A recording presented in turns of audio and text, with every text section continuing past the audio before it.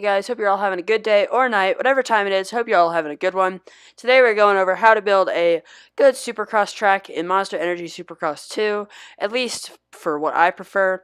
So we'll be going over a quick time lapse, couple test sessions. So the first thing you want to do with these tracks is you just want to get the layout down.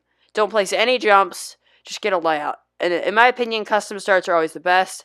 As you can see here, I wanted a bank, but I couldn't get a bank that angled with the start straight, so it does angle out a bit on the exit, which is a bit interesting. Running some quick 180 rhythm lanes, that's going to be the bulk of my rhythms. Quick, like 45 along the back, and run along the other side of the football stadium. Personally, I prefer the football stadium, although the baseball stadium often does provide more unique layouts. As you can see there, I was a little bit too close to the wall, so I just give it a quick right 15, left 15 to move it just a little bit so it's not next to the wall. With these tracks, I always try to leave some space on the back of the starts and this one on both sides of the starts. Just makes the layout more interesting. As you can see here, going into the first rhythm section, and when you're building rhythm sections, you want to design lines into the rhythm section. So with this one, I designed it so that you could triple up onto the table with some amount of difficulty, or you can just double and then triple over the table, or you can jump onto a triple step on, so like a triple onto table. And as you can see there, the triple works. Almost got the onto the table, but I was satisfied with it because I'm not the best player. So that's another good thing to keep in mind when building tracks. If you're not the best or the worst player, kind of build it so that there's easier lines and harder lines to hit. Or if you feel like you're fairly accomplished at the game, make it a bit easier so that people don't get annoyed and frustrated with your track. And then here, as you can see, I made the table a little bit smaller, so it's just a little bit easier, so it's not too frustrating to get the big line. I decided to put 2 of the medium triples back to back, one turned around, so it's like a weird step on, step off. And then I'm like, okay, a triple fits here, let's go for a triple. I tried messing around with the pre-made ones. I'm like, nah, I tried making my own, and I just put in a pre-made. And here again, that's another good way to make a quick,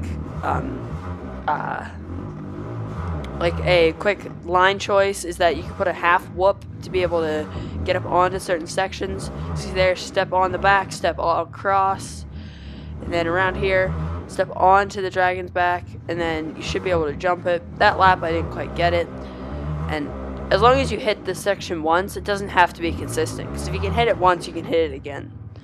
So as you see there, I did not get the triple, so I needed to just, as you'll see later, I'll adjust that.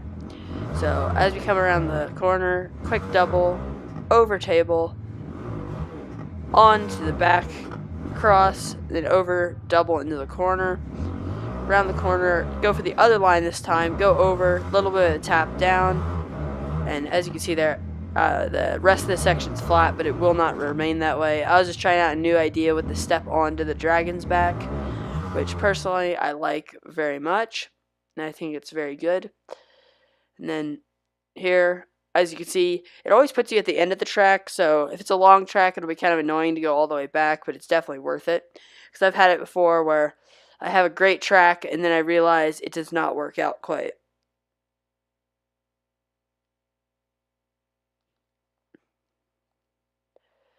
As you can see here, I didn't really like that triple, so I start messing around with other things. And I was like, oh, was it backwards? It was not. I just wanted to double check. So I was like, okay, there we go. Now it's in the right position. So I leave it there. Still double checking. I'm like, what? And then I go to the other one to make sure. I'm like, okay, that's the right direction. And then I go back into this previous section. I just look into it. I'm like, okay, can I add anything? Can I move it closer, farther? And it turns out I cannot. It's always a good way to look at your rhythm sections, is just use the small angle turn 15. Just to be able to like look at all the jumps and stuff. So here I go again into testing just to see exactly what I wanted to change.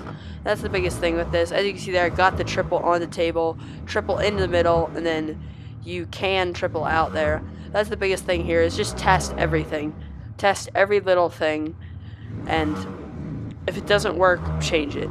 Like, don't be lazy. This track overall, this fairly realistic small track, took me an hour to build, and that's after being fairly experienced. So if you don't want to spend an hour of your day building a track, then maybe building tracks isn't for you. As you see there, get the triple up onto the table. I triple down into the middle and then triple out. That is the big line. So if you're racing friends on this track, even though you can't because the online sharing system, but if you're racing AI, I guess that is the quickest line through that section, and you will make up lots of time. And there goes my dog. And then triple into the middle, triple out, then up onto the dragon's back again, testing it, making sure, as you can see there, got the right line. Again, testing it, double, a little bit of a slower line, double, triple. I did get the quad onto the back of it once, but it's a very difficult line to hit, but and it's not even that fast. So again, test out the double, and then triple up on this time, across, double out. It's another interesting line you can hit. It's a bit different. Might gain you a little bit of time on the guy ahead of you. Again, head backwards through the track. I make that one little berm flat because it's not a big enough corner to need a berm. So then here I design a little step off so that you can step off over. So I'm like, should I put a triple? Should I put a small jump? And then, in case you guys didn't know, use the left stick to move around, and there are multiple pages. So if you always thought there was just one page, there isn't. There's more for sure. And if you're ever looking for like tabletops and you're only seeing singles, it's just scroll down. Just keep scrolling. Same with the sand. The sand is in the same section. So I put a little bit of a triple into the corner, make it a little bit more interesting. And then I put some sand whoops, because I wanted to just try them out on this track. Oh, I do not put sand whoops. I changed it up. Decided that I did not want sand whoops on this track. Put a little bit of a small jump into the big roller, big step up there. And then, wasn't sure what I wanted to put there. Big sand whoops across the back, because I definitely wanted a pair of sand whoops on this track. As you can see there, that little wiggle is, I can't place any jumps there, but that's not that big of a deal. And then I go for a, let's see, I'm like, oh god, I got to place the start-finish. So I placed the start-finish where I was going to have my sand whoops. So I'm like, where should I put those sand whoops? So then I put them there. And I'm like, ooh, a little sand double, that's nice. So usually if you're trying to build a realistic track, you definitely want to put sand in it, especially if it's meant to be in like California or Florida or somewhere they actually have sand. Now, if you're building like a Denver track, then maybe not, because they probably don't have sand in Denver. But as you can see here, I'm building what I like to call the cradle whoops, where it's basically a landing into the landing into a dragon's back, into a bunch of whoops, dragon's back, and then into a landing again.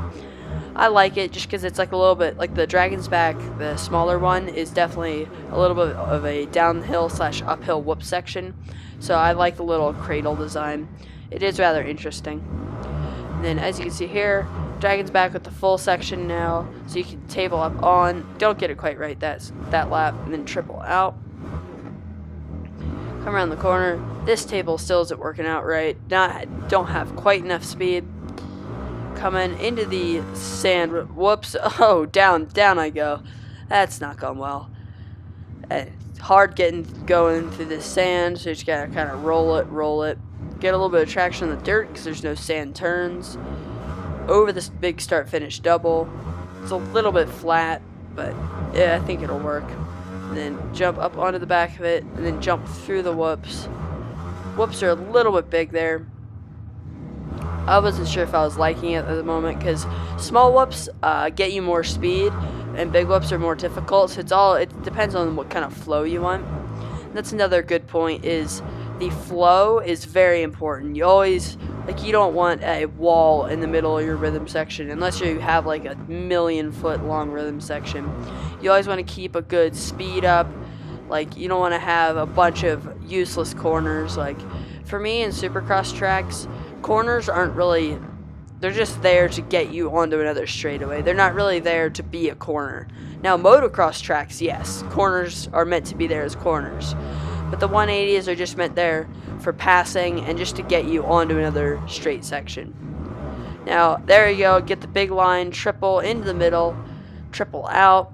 Nice smooth line there. And then into the dragon's back, tap it a little bit, out over, then jump off the tabletop, and then up over, around the corner, triple, just about make it, still cased it quite a bit though.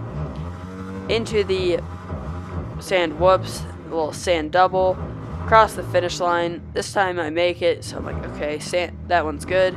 You don't want to make your start finish lines too small, because then they're just kind of annoying, even though it might be a little bit more realistic.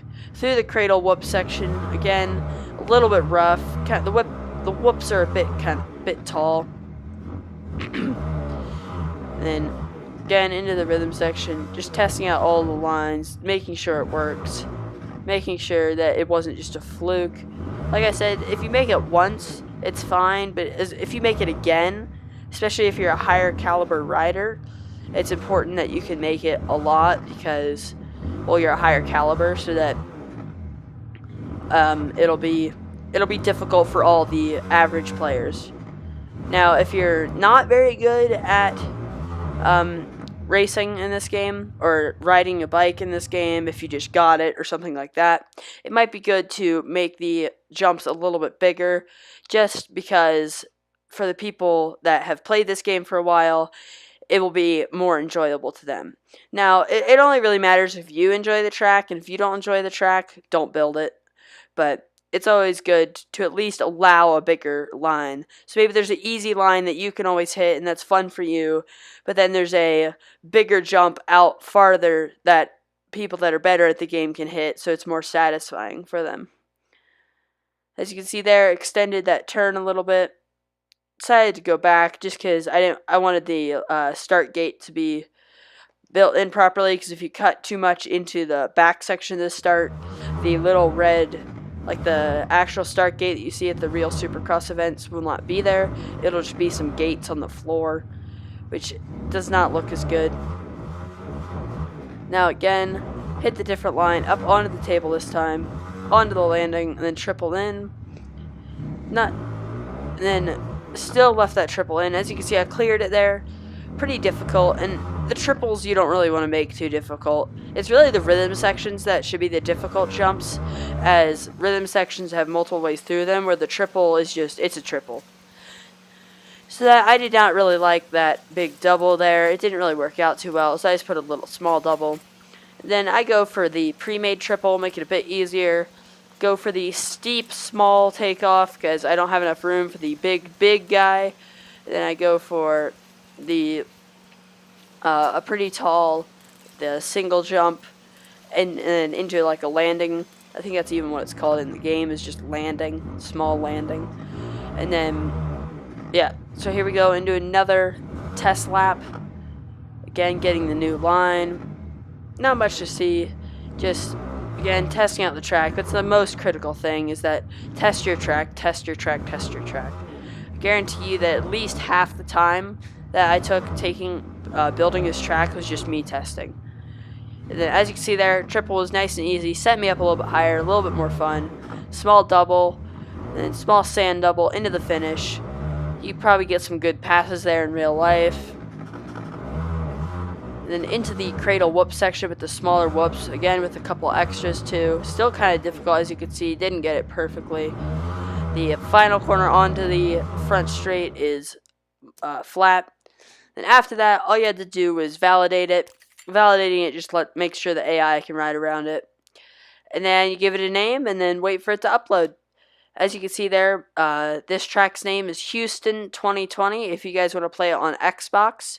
On Xbox only, sadly, as this game is not cross-platform. But yeah, hope this helped you guys, and I will catch you all later. This has been Jackbroseff.